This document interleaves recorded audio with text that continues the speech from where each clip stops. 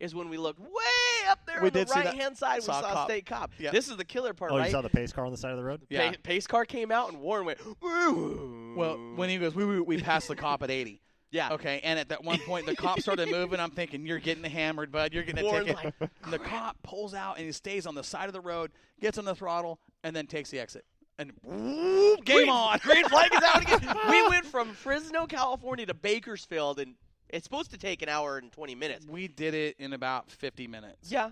I mean, We were flying down the road. We were in and out. Mind you, ladies and gentlemen, it is not safe. We do not condone any of the actions here on Moxie Media Northwest Dirt News of anything that Warren Simpson had done in a rental car leaving Fresno. With that said, we had so much fun. Blast, dude. It was awesome. Warren was up on the wheel stuff, dude. We were actually, and I'm not kidding you. Remember, we actually got into a race with a Corvette. Oh, we beat the Corvette too. We're in a Ford Explorer, bro. Warren says, check this out. So we see this thing, and the guy passes. Whoa! Warren says, that ain't gonna happen. Dude, game on. So we're on the outside. I swear to God, if there was enough cushion of over there in the hammer down lane, he would have passed this truck. He's like, all right. So we pulled back in.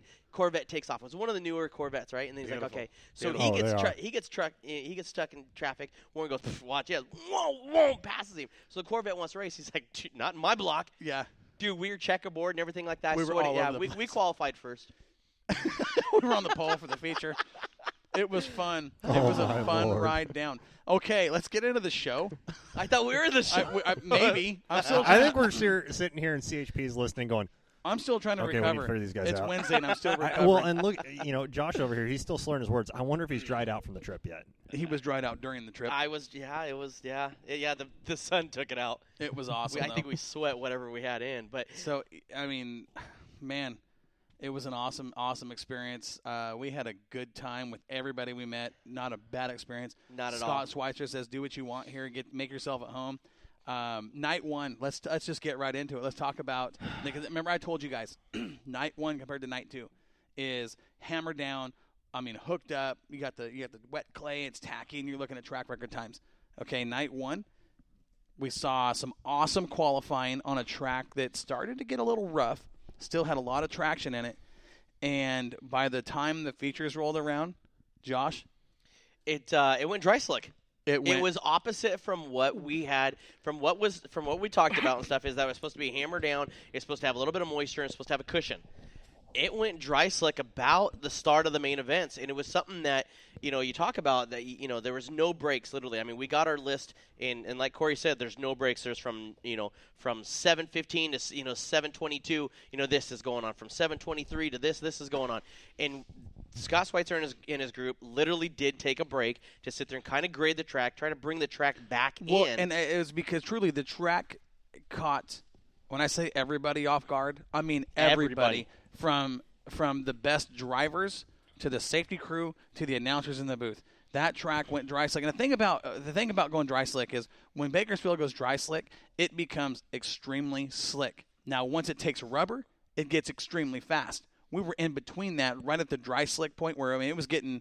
It was crazy. So you're talking like Willamette dry slick? No, slicker. No. We'll put it like this: if you threw a cup of water down there, it would beat up and roll down. Yeah. Oh dang. Yeah, it was like driving on ice. It was literally driving on black ice. Well, and remember we talked about how strange that racing surface is, how it's black clay.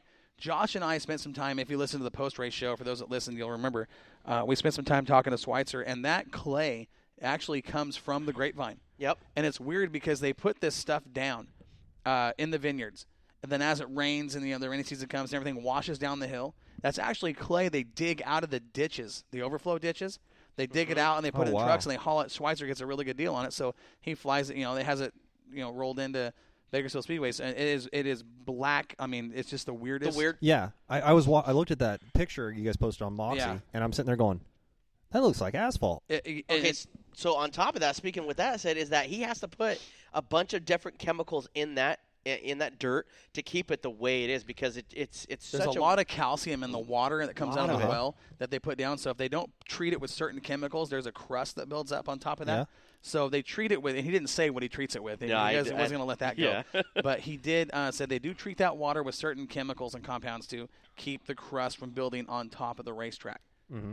But I'm not kidding you. And even Josh during the weekend says, you know what? I've been to a lot of tracks around the country. I've never seen a service. This is the strangest racing service I've ever seen. So when we got there, Mike Patterson, Moxie Mike, he brought me down the track and he says, "Hey, check this out." And mind you, this time it's got a ton of water on it. It's all it's all ground up and everything before they pack it down. Walked out there, you would think that it would stick to your body or feet. No, you would pick up a solid wet piece of clay and it would crumble. I'm telling you, this is weird stuff. Okay, I mean, you would have some sort of moisture, right? So if you picked up another one, it's sticky, but it not gooey. Yeah, it doesn't black your hands. Really? It doesn't. It's the weird. I'm telling you, it's the weirdest thing. You go out there and you grab it. You know how usually our clay stains our hands and everything else, yeah. right? Not at all. Mm-mm. It falls right out of your hand. I mean, it still holds together, but it falls out of your hands. It doesn't do anything. So it doesn't retain water. No, it retains water. But the weird part about it is whatever chemical, whatever type of clay it is, it doesn't stain your hands, and it packs hard. So if you take it and you pack it, that's the way it's going to stay until it dries out, and then it just crumbles, falls apart. Yeah. Wow. Really weird stuff. Really weird and stuff. then once it seals, like what we were talking about, like the picture you saw, where basically all the rubber stuff sealed it, then it stays just like that. And it's just a badass racing service.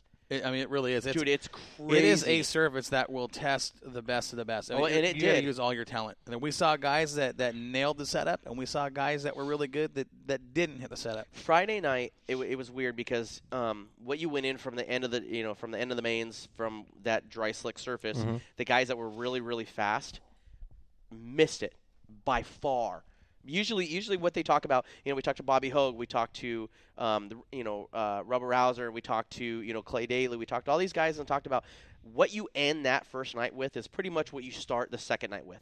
Throw that out the window. Okay, so this is what we saw doing, walking around the pits, we talked with pretty much every late model driver, a few of the cream of the crop modified drivers. Day number 2, we actually got to the track. We got to the track fairly early. We got up, got cleaned up, breakfast. Down the road we go. We had a lot of equipment, a lot of testing, soundboard testing that we had to do too. The longest sound check of my life. But we get down in the pit area, and man, tons and tons of cars. All the fast guys, and I mean even Hogue, everybody. Cars were up on stands.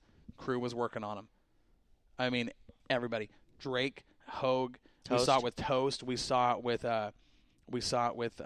Jeremy Shank. I mean, everybody was. I mean, they were going to work on these cars because the track just. I mean, it really caught everybody off guard. It was weird because the first night, Matt Crafton was supposed to come down and run Tony Tosa's modified.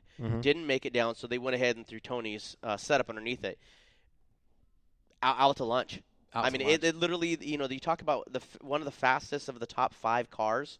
Wasn't in the top 5. I think he was barely, 9th. Yeah, barely was barely made the top 5 when it started coming out. As since because they got a bad pill drop. But I mean, to make any moves, it was just like everybody was just stuck. And the weird even Scott Pounds struggled a bit. Yeah, really on night 1. Yeah, but then Brad Pounds was fast. Sawyer was fast. We saw Ethan Dotson. He was, real fast. Ethan Dotson was very fast. Yeah, that kid gets around pretty good. We saw some guys really hit it, and the guys that didn't were, like you said, out to lunch. I will give credit to this, and it's not just because he's an Oregon boy, but that 30 of Jeremy Shank was on the ball Friday and Saturday night. He did it very well. Yeah. He got top 5s both nights in the late model.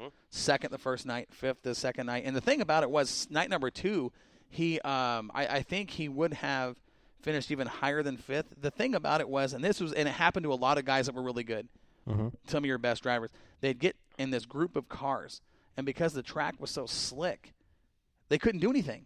So you've got this, 5-6 car group that traveling around the racetrack at the same speed, and nobody can pass. Because, you just couldn't put it on the ground. And you're in that group, so one guy lifts, and the guy in second, 5th or whatever has to lift, and the guy in the 6th has to. It was just like you had to really be on your game. Phenomenal driving, but it was one of those deals where night number 2, Shank got kind of stuck in one of those deals and just couldn't go anywhere. Once he broke out of that, he started separating himself from that pack of cars and really in the leaders. At that point, it was on lap 20 or 22 of a 30-lap feature. So it was almost like super speedway racing. Kind of, sort of, right, yeah. I mean, the top 5 were all kind of moving the same pace. That being said, the fastest car in the feature on night number 2 was Jeremy Shank. He was in 4th. Second fastest car on the track was Tony Tost in 5th. That is I'm telling you, that right there, what he said was the weirdest thing, is because you thought that Bobby Hogue would be the fastest guy, because at the start of the second night, he basically went out and just drove away. On lap 4 of night number 2 on the feature, he was a half a track ahead of everybody. Well, he had over a full straightaway lead on the second place car, who was Steve Drake. Oh, wow. Yeah, four laps. Where'd he start? Outside front row. Oh, geez. But just took off. But the weirdest thing is, check this out. Once they had a little bit of melee, once they had a little bit of caution coming out of turn number 4, because they had a couple cars that decided they wanted to play bumper tag, and Hogue didn't have nowhere to go, he decided that he was going to go to the top side where a car actually stalled, and he got stuck in between them. He drove through it. If you go back and watch the video, there's a car up against the wall, and there's 3 cars that are piled up, and there is a space just big enough to put a car through, and Bobby drives through it. Now, he slowed the car down so he didn't, go blazing through, but he drove through that hole to keep his car moving, to keep that lead spot. But the weirdest thing is that earlier in the night, he had a back of his rear spoiler, the side panel on the rear spoiler, the right rear, was falling off. After he went through that deal, it actually tore half of the spoiler off. And he was still just, the forward bite. Now, there was 2 cars on the track that you could clearly see had more forward bite than anybody else. That's night number 2. And that was the 2 of Bobby Hogue. Watch him on exit out. The car would just squat and just go forward. The only other car doing the track was the 30 of Shank. Yeah. Shank had a really good car. The first night, he was kind of optimistic, and like Corey said, it caught a lot of people off guard from going from a heavy hammer down track, because they were turning on some laps that were, 80 to 90 miles an hour during qualifying, because they're the only cars that qualified. And, they were turning in some fast times. From midway to main event time, it was weird. Everybody would run the bottom, and all of a sudden, if somebody decided they wanted to run the top, everybody ran on top. It wasn't, hey, maybe somebody's going to run the middle, somebody would run the bottom, a couple people would run top. It was a freight train. If somebody made the move, everybody made the move. So it was Lemming Central. So an example of that, let's say in the feature you had 20 cars start. If your leader was Bobby Hogue and he went to the top and they reeled off and clicked off a pretty good lap, everybody behind him would go to the top, with the exception of we saw 2 drivers on the bottom. One of them being Shank, one of them being the Sandman, Rob Sanders. And they were both pretty good down there. But, the momentum versus, having to slow to get around the corner. Now, let me tell you this, too. You talk about momentum, right? Bryson James. Great momentum first night. Went out and was running top 5. The cushion went from 6 feet to 6 inches and 2 mains. Yeah. Okay, we're talking hobby stock, American stock, sport mods, all pushing this cushion. These sport mod guys down there are no joke. They don't mess around. They were turning in laps that were quick. They were turning in laps that were almost just as fast as the A mods. Wow. Yeah. Seriously. Because they caught all the momentum and they stayed up on top. 90% of them and stuff went to the top side. So a 6-inch cushion went to 6 inches. Now, the problem with it is that because it's such black clay or such dark clay that they would coat turn 1 and turn 2. You couldn't see it. Turn 3 and turn 4, their wall from the cushion was 2 feet before the fence.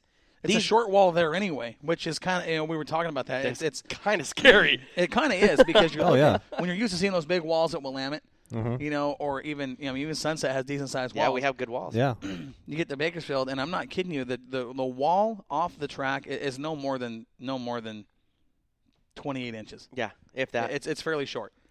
You get a great view, but the way the track is configured, it's got some of the best progressive banking I've ever seen on any racetrack I've ever been to. Yeah, it does. You look at the track, if you're sitting in the stands and you look down the track, it doesn't look like it's banked much. Then you get on the track. You got on the track, or you walk down to turns 3 and 4, like from the spectator side, and you're looking at the track. It has just got this beautiful progressive banking.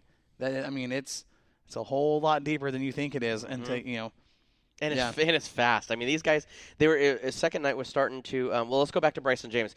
Bryce on the first night was running so hard, was pushing the car so hard, was not even, barely trail braking going into turn 1. He took the right rear, and he didn't even know he even did this. Went into turn 1, kind of slid up a little bit, pushed the cushion. The right rear quarter panel took about 6 to 8 feet of that dirt and cleaned it off, and then he kept on driving. Bryson went up there and kind of caught that wall and just cleaned the wall off, and then we were actually bumped into him at dinner at Denny's. We were talking about it, and he's like, I didn't do that. And he's like, yeah, it was like lap 17, and you slid up to the top, and you were racing with Sanders, and the right rear caught the wall, and Bryson goes,